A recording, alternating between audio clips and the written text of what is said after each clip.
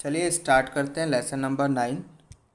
और इस लेसन में हम लोग एग्जाम्पल्स गो थ्रू करेंगे। कुछ प्रीवियस लेसन में हमने कुछ फॉर्मूले पढ़े थे based on number of elements in sets, तो उन्हीं पर बेस्ड कुछ एग्जाम्पल्स करेंगे। पहला एग्जाम्पल है, क्वेश्चन पढ़ते हैं। In a survey of 25 students it was found that 15 had taken mathematics, 12 physics, 11 chemistry, 5 taken math and chemistry, 9 maths and physics, 4 physics and chemistry, 3 had taken all. So now we have to find out number of students that had taken only chemistry, only mathematics, only physics, chemistry but not mathematics, ये सारे parts हैं, physics and maths but not chemistry, only one of the subject, at least one of the three, none of the subjects. तो यहाँ पर हमने बहुत सारे parts cover करें, तो यहीं से आपको सारी पिक्चर क्लियर हो जाएगी। ठीक है, कैसे कैसे क्वेश्चन बन सकते हैं, हमने ये एक मेजर एग्जांपल ले लिया है। ठीक है, तो आपके स्कूल एग्ज़ाम में हो सकता है इतने सारे पार्ट्स तो ना पूछे जाएं, बट इनमें से कोई 1, 2 या 3 ऐसे पूछ लें। ठीक है, तो चलिए स्टार्ट करते हैं। सबसे पहले हमने करना क्या है, एक वेन डायग्राम बनाएंगे। जो मैंने आपको फॉर्मूले लिखवाए थे, फॉर्मूले तो यूज़ हम नहीं करेंगे, हम तो क्या करेंगे, ठीक है, इस तरह से कैसे वो फॉर्मूले बने थे, है ना, वो भी हमने देखा था। लुक, हमने एक वेन डायग्राम बनाया, 3 सेट्स लिए M P C. M represent कर रहा है मैथमेटिक्स को, पी फिजिक्स को एंड सी केमिस्ट्री को। ठीक है, फिर जो इन्फॉर्मेशन हमें गिवन है क्वेश्चन में, उसको हमने इस तरह से लिखा। एन ऑफ यूनियन का मतलब है जितने बच्चों का सर्वे हुआ था, कितने बच्चों का सर्वे हुआ था, 25 का। सो एन ऑफ यूनियन, उसको हमने यूनिवर्सल सेट लिया, तो 25 हो गया। मैथमेटिक्स वाले कितने हैं, 15, फिजिक्स वाले 12, केमिस्ट्री वाले 11। जिन्होंने मैथमेटिक्स एंड केमिस्ट्री दोनों लिए वो 5 है। मैथमेटिक्स एंड फिजिक्स वाले आपके, मैथमेटिक्स एंड फिजिक्स यानी ये कॉमन पार्ट हो गया, 9। Chemistry and physics 4। ऐसे बच्चे जिन्होंने तीनों ही सब्जेक्ट लिए हैं, जिन ये तीनों का कॉमन क्या कौन सा रिप्रेजेंट कर रहा है, कौन सा पार्ट, ई, है ना, वो कितना है, 3। Clear. Now N of M कितना है, 15। एम के अंदर कौन कौन से लेटर्स दिखाई दे रहे हैं आपको, ए बी ई डी, तो इन सब का सम कितना है, 15। A plus B plus D plus E, 15। Similarly physics, set P के अंदर कौन कौन से लेटर आपको दिखाई दे रहे हैं, बी सी ई एफ, इन सब का सम कर लो, डैट इज़ 12। ठीक है, so B plus C plus E plus F हो गया 12। सी के अंदर, केमिस्ट्री वाले सेट के अंदर कौन कौन से लेटर दिखाई दे रहे हैं, डी ई एफ जी, इन सब का सम कर लो, D plus E plus F plus G, ये हो जाएगा आपका 11। M intersection C, M intersection C, ये वाला पार्ट है, कौन कौन से लेटर दिखाई दे रहे हैं, डी एंड डी, तो इनका सम हो गया 5। फिर मैथमेटिक्स एंड फिजिक्स का intersection, that is B plus E, ये हो जाएगा आपका 9। फिजिक्स एंड केमिस्ट्री का इंटरसेक्शन, ई प्लस एफ, ये हो जाएगा 4। तीनों का इंटरसेक्शन, डैट इज़ ई, वो हो जाएगा आपका 3। ठीक है, सो नाउ एक बार ही यहाँ पे पुट करो, एफ़ की वैल्यू आ जाएगी, डैट इज़ 1। 3 यहाँ रखोगे ना, 4 - 3, एफ आ गया 1। एक बार 3 यहाँ रखो, बी की वैल्यू आ जाएगी 6, फिर ई यहाँ रखो, डी की वैल्यू आ जाएगी 2। Got it. Now from equation first, अब हमें बी पता चल गया, डी पता चल गया, ई पता चल गया। यहाँ पे वैल्यूज़ रखो, ए की वैल्यू आ जाएगी, ए की वैल्यू आ जाएगी 4।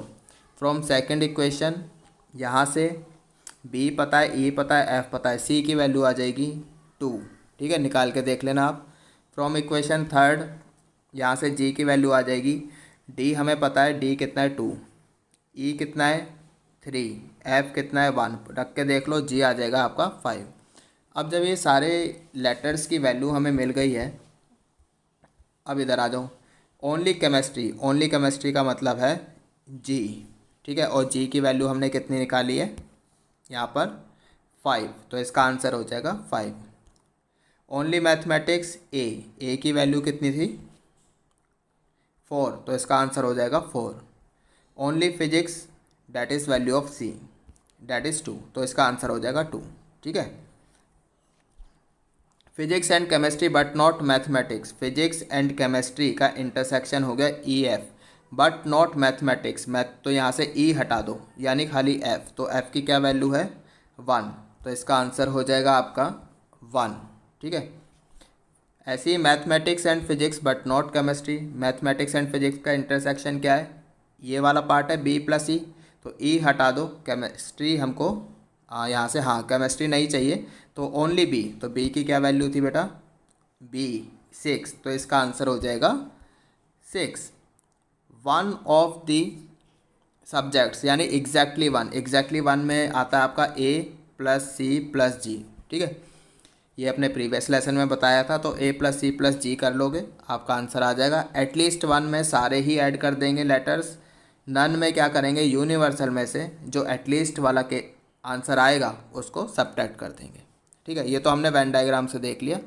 तो अभी जितना भी मैंने बोला है वो यहाँ पर लिखा भी है, आप देख सकते हो। ठीक है, only chemistry 5, only mathematics 4, only physics जो रिप्रेजेंट कर रहा है रीजन वो सी है, उसकी वैल्यू हो गई 2। Physics chemistry but not mathematics वो एफ रिप्रेजेंट कर रहा है, that is 1। Mathematics and physics but not chemistry वो बी रीजन आपका ठीक है रिप्रेजेंट कर रहा है, तो उसकी वैल्यू है 6। Only one of the subjects A plus C plus G represent कर रहा है, तो ये आ जाएगा 4 + 2 + 5 11। एटलीस्ट वन ऑफ द 3 सबको ऐड कर दो, ये आ जाएगा आपका 23। ठीक है, करके देख लेना। नन ऑफ द सब्जेक्ट्स 25 यानी टोटल में से ये एटलीस्ट वाला माइनस कर दो, ये आ जाएगा आपका 2। 25 - 23 वी गेट 2। ठीक है, I hope it is clear. Next example, a survey showed that 63% of the Americans like cheese, whereas 76% like apples. If X% of the Americans like both cheese and apples, find the value of X. ठीक है, तो चलिए मान लिया 1 minute के लिए set A represent कर रहा है आपका set of Americans like cheese, set B represent कर रहा है set of Americans like apple. तो मान लिया कि अमेरिका की पॉपुलेशन 100 है। क्यों मान लिया, बिकॉज यहाँ परसेंटेज वगैरह में लिखा है। तो यहाँ पर अगर हम एन ऑफ ए की बात करें यानी number of elements in set ए वो कितना है 63%। अगर टोटल पॉपुलेशन 100 है तो 63 लिख सकते हैं, परसेंट इतना ही आएगा, है ना। एन ऑफ बी कितना है 76, एप्पल वाले कितने हैं 76। नाउ फिर हमने ए यूनियन बी का फॉर्मूला लगाया, N of A union B वो कितना हो जाएगा N of A plus N of B minus N of A intersection B, formula है ना ये। एन ऑफ ए की वैल्यू कितनी है भाई 63, एन ऑफ बी की वैल्यू कितनी है 76, माइनस ये लगाए, इसको ले आओ left hand side, A union B को ले जाओ राइट हैंड साइड। तो N of A intersection B equals to 63 + 76 कर लो, कितना हो जाएगा, ये हो जाएगा 139 minus N of A union B, ये आ गया राइट साइड। ठीक है, इतना आ गया। अब इधर देखो भाई, N of A union B ये तो है आपका लेस देन इक्वल्स टू 100। ठीक है, क्यों, ए यूनियन बी में मैक्सिमम आपके 100 हो सकते हैं एलिमेंट्स, है ना। ये 100 होंगे या उससे कम होंगे, बिकॉज आप 2 सेट ऐसे बनाओगे इंटरसेक्टिंग और जो यूनिवर्सल सेट है उसमें 100 है, तो मैक्सिमम 100 हो सकते हैं बस, है ना। तो ये चीज़ हो गई। फिर हमने क्या करा, दोनों साइड को माइनस से मल्टीप्लाई किया। माइनस से मल्टीप्लाई करने पर ये जो बीच में इनइक्वालिटी साइन लगा है ये चेंज हो जाएगा। ठीक है, माइनस पे मल्टीप्लाई करने पर इनइक्वालिटी साइन चेंज हो जाता है। तो लेस देन इक्वल्स टू का था, अब ये ग्रेटर देन इक्वल्स टू का हो गया। फिर हमने क्या करा, दोनों साइड 139 ऐड किया, तो ये हो जाएगा 139 minus N of A union B greater than equals to 139 minus 100 हो गया 39। ठीक है, क्यों किया ऐसा, ये बनाने के लिए किया है। Now A intersection B is a subset of A, होगा ये, बिल्कुल होगा, बिकॉज ए इंटरसेक्शन बी जो है वो ए से तो छोटा सेट ही होगा, ऑफकोर्स ज़्यादा से ज़्यादा बराबर हो सकता है ना, इसलिए सबसेट लग गया। ऐसे ही इंटरसेक्शन बी को हम बी का सबसेट भी लिख सकते हैं। अगर ऐसा है तो नंबर ऑफ़ एलिमेंट्स जो इंटरसेक्शन में होंगे या तो वो number of elements in set ए के बराबर होंगे या कम होंगे, तो वही लिखा है लेस देन इक्वल्स टू। ऐसे यहाँ पर number of elements in A intersection B less than number of elements in set B. ठीक है, ऐसे ही है। तो एन ऑफ ए कितना है 63 लिख दिया। एन ऑफ बी कितना है 76, तो यहाँ पे 76 लिख दिया। अब इन दोनों को मिला के हम number N of A intersection B less than 63 लिख सकते हैं, बिकॉज एक तो हम कह रहे हैं 63 से कम है, दूसरा हम कह रहे हैं 76 से कम है। तो दोनों का जो कॉमन जाएगा वो 63 से छोटा होगा। ठीक है, मान लिया अभी equation second. Now from equation second and equation first we can say that जो इंटरसेक्शन है उसने इंटरसेक्शन एक्स को रिप्रेजेंट कर रहा है। तो जो इंटरसेक्शन है, यानी कि इंटरसेक्शन तो ये आया था ना, and this is equal to this, ये तो हम कह रहे हैं 39 से बड़ा है, 39 या फिर 39 से बड़ा, फिर या और क्या कह रहे हैं हम, इंटरसेक्शन 63 या फिर 63 से छोटा। तो फाइनल आंसर 39 से लेकर 63 तक ये आंसर आएगा। ठीक है, ये शायद दिखाई नहीं दे रहा होगा आपको, बट क्या लिखा है ये 39 से लेकर 63। ठीक है, I hope it is clear. आगे चलते हैं। Next example, if set A and B be two sets containing 3 and 6 elements respectively, what can be the minimum number of elements in A union B? Also find maximum number of elements in A union B। तो पहले तो हमने n of A union B का formula लिखा। Formula यही होगा n of A plus n of B minus n of A intersection B। ठीक है, अच्छा अगर हमें इसको मैक्सिमम करना है, n of A union B को मैक्सिमम करना है, तो ये नेगेटिव वाला पार्ट मिनिमम होना चाहिए। तो मिनिमम कितने एलिमेंट्स हो सकते हैं किसी भी सेट में? ऑफकोर्स 0 है ना। तो इसकी value n of A intersection B की वैल्यू कितनी होगी 0, अगर हमें ये मैक्सिमम चाहिए। तो इसको 0 रखा, इसकी वैल्यू 3 है, इसकी आपकी 6 है, 3 + 6 9, तो इतने मैक्सिमम एलिमेंट्स आ जाएंगे, कितने 9।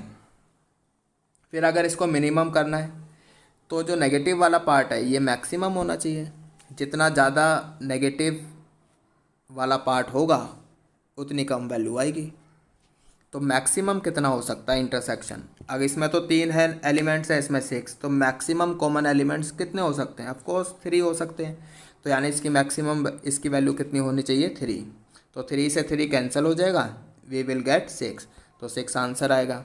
सो इसकी मिनिमम वैल्यू हो जाएगी आपकी 6 एंड मैक्सिमम वैल्यू हो जाएगी 9। तो ये था आपका क्वेश्चन। आई होप कि समझ में आ गया है जितने एग्जांपल्स हमने करे हैं। तो आपका ये चैप्टर फिनिश हो गया है।